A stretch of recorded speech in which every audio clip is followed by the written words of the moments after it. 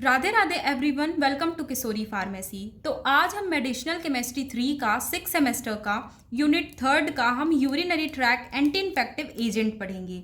तो हमें anti infective agent जानने से पहले हमें ये जानना जरूरी है कि यूरिनरी ट्रैक होता क्या है। तो यूरिनरी ट्रैक के अंदर किडनी होता है, यूरेटर होता है, ब्लैडर होता है और यूरेथ्रा होता है। जो किडनी होता है, किडनी के अंदर नेफ्रॉन पाया जाता है। नेफ्रॉन का काम क्या होता है? नेफ्रॉन फिल्टर करता है ब्लड को। तो एंटी इन्फेक्टिव एजेंट क्या होता है? एंटी इन्फेक्टिव एजेंट ऐसे एजेंट होते हैं जो कि यूज किए जाते हैं यूरिनरी ट्रैक इन्फेक्शन को ठीक करने के लिए। ये जो यूरिनरी ट्रैक इन्फेक्शन है ये अफेक्ट करता है यूरिनरी सिस्टम के बहुत सारे पार्ट्स को, जैसे कि किडनी हो गया, यूरेटर हो गया, ब्लैडर हो गया, यूरेथ्रा हो गया। This infection is generally caused by the bacteria. ये जो इन्फेक्शन होता है ये बैक्टीरिया कॉज करता है। बैक्टीरिया के कारण यूरिनरी ट्रैक में जो इन्फेक्शन होता है ये बैक्टीरिया कॉज करता है। When bacteria enters inside the body, जब बॉडी के अंदर बैक्टीरिया एंटर कर जाता है, अंदर आ जाता है, तो ये अफेक्ट करता है यूरिनरी सिस्टम के पार्ट्स को, जैसे कि किडनी हो गया, यूरेटर हो गया, ब्लैडर हो गया, यूरेथ्रा हो गया, और इन्फेक्शन को यहाँ पे कॉज कर देता है। तो यूरिनरी ट्रैक इन्फेक्शन होता क्या है? Urinary tract infection is a common type of infection that is caused by bacteria. ये जो यूरिनरी ट्रैक इन्फेक्शन है ये कॉमन टाइप है इन्फेक्शन का जो कि कॉज करता है बैक्टीरिया।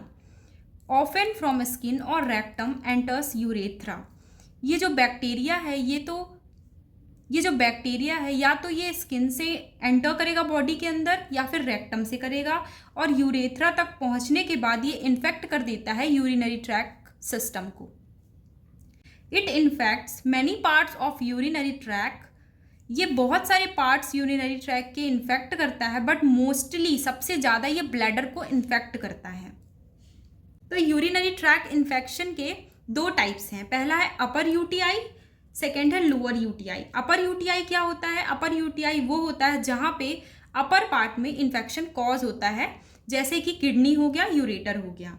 लोअर यूटीआई क्या होता है? जहाँ पे नीचे की ओर इन्फेक्शन कॉज होता है, वो होता है ब्लैडर या फिर यूरेथ्रा। तो जो सबसे पहले अपर यूटीआई के अंदर पार्ट आता है वो आता है किडनी। तो किडनी के अंदर अगर इन्फेक्शन होता है तो उसको हम कहते हैं फाइलोनेफ्राइटिस। यूरेटर इन्फेक्शन अगर होता है तो वो यूरेटर में इन्फेक्शन होने के कारण से यूरेटर इन्फेक्शन बोलते हैं। लोअर यूटीआई के अंदर पहला जो आता है वो आता है ब्लैडर इन्फेक्शन। तो ये जब ब्लैडर में इन्फेक्शन होता है तो हम उसको सिस्टाइटिस भी बोलते हैं। यूरेटर इन्फेक्शन क्या होता है? A urethra infection is called urethritis. Women are greater risk of developing a UTI than man. जो विमेन होती हैं, विमेन में मैन से ज़्यादा रिस्क होता है यूटीआई का होना। E coli caused about 80% of urinary tract infection. जो ई कोली होता है ये डाइजेस्टिव सिस्टम में ज़्यादातर पाया जाता है। जो ई कोली होता है अगर वो यूरेथ्रा तक पहुंच जाता है तो ये एक सीरियस कंडीशन को कॉज करता है और वहाँ पे इन्फेक्शन कॉज कर देता है। 20% caused by gram negative bacteria. ये जो यूटीआई होता है वो ज़्यादातर ग्राम नेगेटिव बैक्टीरिया के कारण होता है। तो कौन कौन से यूटीआई के रिस्क फैक्टर हैं? तो अगर फीमेल्स में देखा जाए तो शॉर्टर यूरेथ्रा होता है, सेक्सुअल इंटरकोर्स होता है, कॉन्ट्रासेप्टिव्स होता है। मेल में अगर देखा जाए तो प्रोस्टेटिक हाइपरट्रॉफी होता है, सेक्सुअल इंटरकोर्स एटसेट्रा होता है। तो साइन एंड सिम्टम्स क्या है? अगर किसी को यूरिनरी ट्रैक इन्फेक्शन हुआ है तो वो कैसे पता करेगा कि उसको यूरिनरी ट्रैक इन्फेक्शन ही है? तो पहला होता है किडनी इन्फेक्शन। उसके किडनी में इन्फेक्शन होगा, जैसे कि अपर बैक साइड पेन होगा, नोजिया होगा, हाई फीवर होगा, वोमिटिंग होगा। ब्लैडर इन्फेक्शन में आता है pelvic pressure, blood in urine. Urethra infection में आता है डिस्चार्ज होगा, बर्निंग विथ यूरिनेशन। तो अब हम यूटीआई का डायग्नोसिस कैसे कर सकते हैं? तो जो पहला वे है वो है microscopic examination of urine. Urine को माइक्रोस्कोपिक एग्जामिनेशन जब हम करवाएंगे यूरिन का तो उससे हमें पता चल जाएगा कि यूटीआई की प्रॉब्लम है या नहीं है। दूसरा है urinary track anti infective agent देके। अगर किसी को सिम्टम्स नज़र आ रहा है तो हम उसे एंटी इन्फेक्टिव एजेंट देते हैं, जिसके कारण क्या होता है वो ट्रीट करता है यूटीआई की प्रॉब्लम्स को। Urinary track anti infective agent के कितने क्लासिफिकेशन हैं? तो इसके मेजर 2 क्लासिफिकेशन है। पहला है क्यूनोलोन्स, दूसरा है मिससेलनस। तो क्यूनोलोन्स के अंदर ये ड्रग आते हैं, मिससेलनस के अंदर ये ड्रग्स आते हैं। तो अब हम सबसे पहले पढ़ेंगे क्यूनोलोन्स क्या होता है। क्यूनोलोन्स आर सिंथेटिक एंटीबैक्टीरियल एजेंट। ये जो क्यूनोलोन्स हैं ये सिंथेटिक एंटीबैक्टीरियल एजेंट हैं जो कि हाईली अफेक्टिव होते हैं treatment of many types of infectious diseases.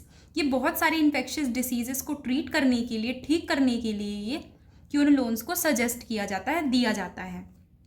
They are arranged after nalidixic acid. ये जो क्यूनोलोन्स है ये नेलिडिक्सिक एसिड के बाद आया है जो कि ट्रीट करता है यूरिनरी ट्रैक इन्फेक्शंस को। Usefulness of the quinolones has been largely confined to the treatment of UTI. ये जो यूटीआई है, यूटीआई की प्रॉब्लम्स के लिए सबसे ज़्यादा क्यूनोलोन्स ड्रग को दिया जाता है, उसका यूज़ किया जाता है। They are used against a variety of a gram negative as well as gram positive pathogens. ये ग्राम नेगेटिव बैक्टीरिया और ग्राम पॉजिटिव बैक्टीरिया को ट्रीट करता है, ठीक करता है, उसके अगेंस्ट में खड़ा रहता है। क्लासिफिकेशन ऑफ क्यूनोलोन्स क्या है? तो जो क्यूनोलोन्स है वो टोटल 4 क्लासेस में डिवाइडेड है। फर्स्ट क्लास है वो है फर्स्ट जनरेशन। फर्स्ट जनरेशन के अंदर आता है नेलिडिक्सिक एसिड, साइनॉक्सिसिन। सेकेंड जनरेशन के अंदर आता है इनॉक्सिसिन, सिप्रोफ्लॉक्सिसिन, ओफ्लॉक्सिसिन। थर्ड जनरेशन के अंदर आता है स्पारफ्लॉक्सिसिन। फोर्थ जनरेशन के अंदर आता है मॉक्सीफ्लॉक्सिसिन और गैटीफ्लॉक्सिसिन। तो अब हम पढ़ेंगे सार ऑफ क्यूनोलोन्स। तो ये क्यूनोलोन्स का स्ट्रक्चर है जिसमें पहला जो है वो है पायरिडीन रिंग, जो दूसरा है ये है बेंजीन रिंग। तो जो फर्स्ट पोजीशन है और जो फोर्थ पोजीशन है उसमें डाई हाइड्रो लगा हुआ, मतलब यहाँ पे हाइड्रोजन लगा हुआ है और यहाँ पे हाइड्रोजन लगा हुआ है। जो फोर्थ पोजीशन है उसमें ऑक्सो ग्रुप लगा हुआ है, जो थर्ड पोजीशन है उसमें कार्बोक्सिलिक एसिड लगा हुआ है। तो यहाँ पे क्या बोल रहा है? 1,4 dihydro 4 oxo 3 pyridine carboxylic acid is essential for antibacterial activity. ये जो 1,4 dihydro 4 oxo 3 pyridine carboxylic acid है ये एसेंशियल है एंटीबैक्टीरियल एक्टिविटी के लिए, मतलब हम इसको चेंज नहीं कर सकते हैं। Introduction of substituents at position to greatly reduced और abolishes activity। यहाँ पे ये कह रहा है कि जो सेकेंड पोजीशन है उसमें हमें कोई चेंजेस नहीं लाना। अगर हम कोई चेंज करेंगे, चेंजेस लाएंगे तो यहाँ पे क्या होगा? यहाँ पे जो एक्टिविटी है वो रिड्यूस हो जाएगी, कम हो जाएगी। Substitution at position 5, 6, 7, 8। ये जो 5, 6, 7, 8 है इस पोजीशन में अगर हम चेंजेस लाते हैं, सब्सटीट्यूट करते हैं तो ये जो एक्टिविटी है उसको और बढ़ा देगा। जो फिफ्थ पोजीशन है उसमें अगर हमने अमीनो ग्रुप लगाया हुआ है, अगर हमने यहाँ पे अमीनो ग्रुप लगाया हुआ है, NH2 लगाया हुआ है, तो ये एक्टिविटी को इंक्रीज करेगा, बढ़ाएगा। अगर हमने सिक्स्थ पोजीशन में फ्लोरीन को ऐड किया है तो ये एक्टिविटी को इंक्रीज करेगा। तो क्यूनोलोन्स का मैकेनिज्म ऑफ एक्शन कैसा है? The antibacterial action of क्यूनोलोन्स results from the inhibition of DNA synthesis। ये जो एंटीबैक्टीरियल एक्शन है क्यूनोलोन्स का वो इनहिबिट करता है डीएनए की सिंथेसिस को। मतलब जो बैक्टीरिया है, बैक्टीरिया की जो डीएनए की सिंथेसिस है, जो डीएनए बन रहा है, उस प्रोसेस को यहाँ पे रोक दिया जाता है। This affect is caused by the inhibition of bacterial DNA gyrase.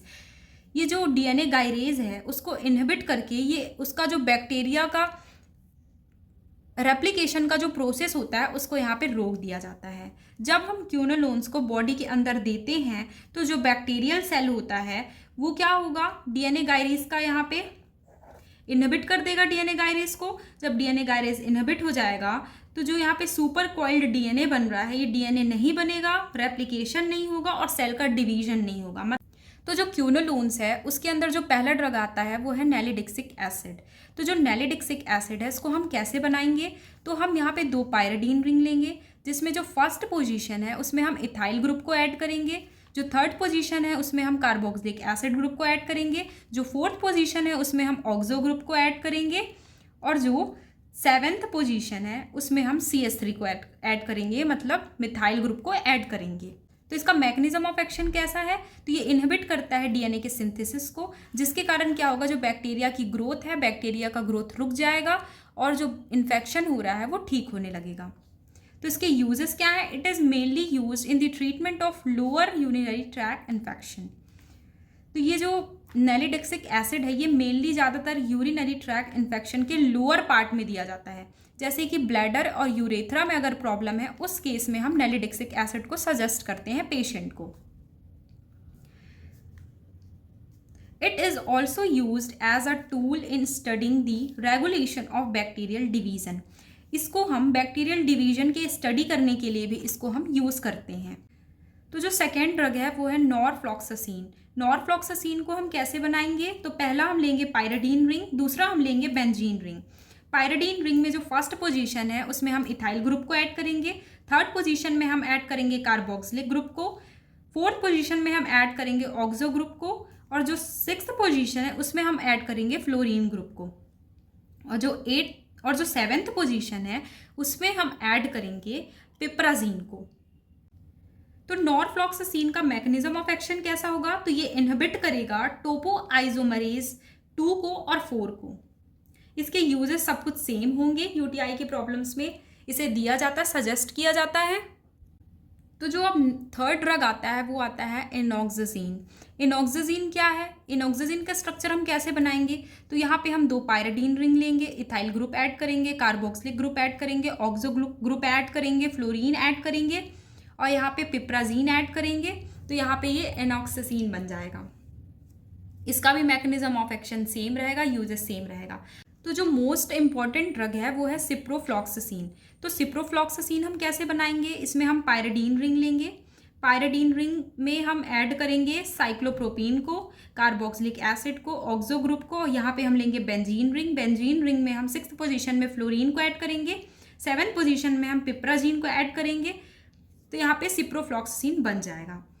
तो अब हम देखेंगे सिप्रोफ्लॉक्सासिन का सिंथेसिस कैसा है। तो हम इसको लेबोरेटरी में कैसे बनाएंगे, हम पहले लेंगे 3-क्लोरो-4 फ्लोरो एनिलीन, उसको हम ट्रीट कराएंगे इथाइल इथॉक्सी मिथाइलिन मेलोनेट के साथ। जब हम इसको ट्रीट कराएंगे इन दोनों के साथ तो हमें एक न्यू प्रोडक्ट मिलेगा, इंटरमीडिएट प्रोडक्ट हमें मिलेगा। जब हम इंटरमीडिएट प्रोडक्ट को ट्रीट कराएंगे डाइफिनाइल ईथर के साथ तो हमें फिर से एक इंटरमीडिएट मिलेगा। जब हम इसको ट्रीट कराएंगे NaOH के साथ तो हमें एक इंटरमीडिएट स्टेज फिर से मिलेगा। जब हम इंटरमीडिएट स्टेज को फिर से हम ट्रीट कराएंगे पिप्राजीन के साथ तो हमें सिप्रोफ्लॉक्सासिन मिल जाएगा। तो सिप्रोफ्लॉक्सासिन का भी मैकेनिज्म ऑफ एक्शन सेम रहेगा। यहाँ पे जो टोपोआइसोमरेज 2 है और 4 है उसको इनहिबिट करेंगे, जिसके कारण जो बैक्टीरिया का ग्रोथ होगा वो यहाँ पे रुक जाएगा। तो लास्ट में अब 3 ड्रग बचे हैं, ओफ्लॉक्सासिन, गेटिफ्लॉक्सासिन, मॉक्सीफ्लॉक्सासिन। तो इनके स्ट्रक्चर ऑलमोस्ट सिमिलर है, कुछ कुछ डिफरेंस है और इसके mechanism of action uses almost same है। तो अब लास्ट क्लासिफिकेशन है वो है मिससेलनस ड्रग। मिससेलनस ड्रग ऐसे ड्रग होते हैं जो कि यूटीआई की प्रॉब्लम्स में दिए जाते हैं। तो इसके अंदर जो पहला ड्रग है वो है फ्यूराजोलाइडीन। फ्यूराजोलाइडीन का स्ट्रक्चर ऐसा होगा, इसका मैकेनिज्म ऑफ एक्शन कैसा होगा, cross linking with bacteria DNA. जो बैक्टीरिया का डीएनए होता है तो ये बैक्टीरिया के डीएनए को क्रॉस लिंक करते हैं, मतलब जो बैक्टीरिया के डीएनए में थोड़ा थोड़ा गैप होता है तो इस गैप में ये जो ड्रग है ये जुड़ जाता है और जुड़ने के बाद जो ग्रोथ होता है बैक्टीरिया का उसको यहाँ पे वो रोक देता है। तो जो मिससेलनस ड्रग का मेन ड्रग है वो है नाइट्रोफ्यूरेंटोइन। तो जो नाइट्रोफ्यूरेंटोइन है उसका स्ट्रक्चर ऐसा होगा, इसका मैकेनिज्म ऑफ एक्शन क्या होगा, it causes inhibition of DNA RNA protein cell wall synthesis. ये जो आरएनए डीएनए प्रोटीन होता है इसके सेल वॉल के सिंथेसिस को ये रोक देता है। Use for the treatment of UTI, इसको यूटीआई के ट्रीटमेंट में यूज़ किया जाता है। तो नाइट्रोफ्यूरेटोइन का सिंथेसिस कैसा होगा, तो जब हम हाइड्रोजीन को ट्रीट करवाएंगे क्लोरोएसिटिक एसिड के साथ HCl को रिमूव करते हुए तो हमें एक इंटरमीडिएट स्टेज मिलेगा। जब हम इंटरमीडिएट स्टेज को KCNO के साथ ट्रीट करवाएंगे तो हमें फिर एक इंटरमीडिएट स्टेज मिलेगा। जब यहाँ पे हम -H2O करवा देंगे हीट प्रोवाइड करके तो यहाँ पे हमें हाइडेंटोइन मिलेगा। जब हम हाइडेंटोइन को ट्रीट करवाएंगे फ्यूरेन डेरिवेटिव से तो हमें फ्यूरेन टॉइन मिल जाएगा।